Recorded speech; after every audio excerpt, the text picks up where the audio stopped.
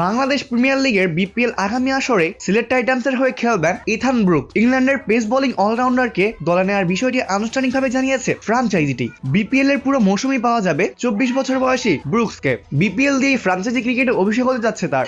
ঘরোয়া ক্রিকেটে অবশ্য বিশেষ কিছু করে দেখাতে পারেননি ব্রুকস। এখনো পর্যন্ত 24 প্রথম শ্রেণীর ক্রিকেট ম্যাচে 20 উইকেট ও লিস্ট ক্রিকেটে ম্যাচে নিয়েছেন 28 উইকেট। এছাড়া 28টি টি-20তে তরুণ এই অলরাউন্ডার 18টি উইকেট শেয়ার করেছেন। ব্যাটিং এ সব ফরম্যাটে মিলে 2000 রানের বেশি করেছেন। নিলামের আগে বিদেশি ক্রিকেটার হিসেবে সিলেট চুক্তি করেছে মোহাম্মদ আমির ও সাইম আইয়ুবের সঙ্গে। নিলামেও তারা বেশ কিছু চমক দেখিয়েছে। দেশি ক্রিকেটারদের মধ্যে আফিফ হোসেন, রানী তালুকদার, ইবাদত হোসেন ও মমিনুল হককে দলে নিয়েছে তারা।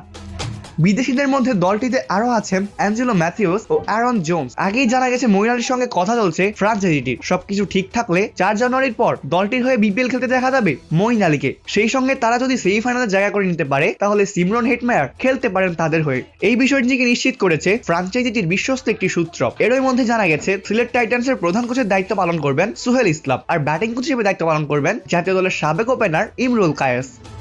সিলেটের কোচিং ব্যানারে জায়গা পেয়েছেন বাংলাদেশের ঘরোয়া ক্রিকেটে নিয়মিত কাজ করা এক ঝাঁক দেশি কোচ। সিলেটের সিনিয়র সহকারী কোচ হিসেবে দেখা যাবে মাহমুদ ইমনকে। বাংলাদেশ নারী দলের সঙ্গে কাজ করার পাশাপাশি দেশের একমাত্র ফ্রাঞ্চাইজি টুর্নামেন্টে সিলেট স্ট্রাইকার্সের প্রধান কোচ ছিলেন তিনি।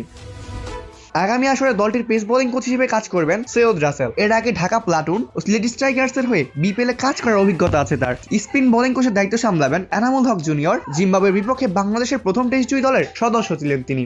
অপূর্ব দাস, প্লেভাস নিউজ।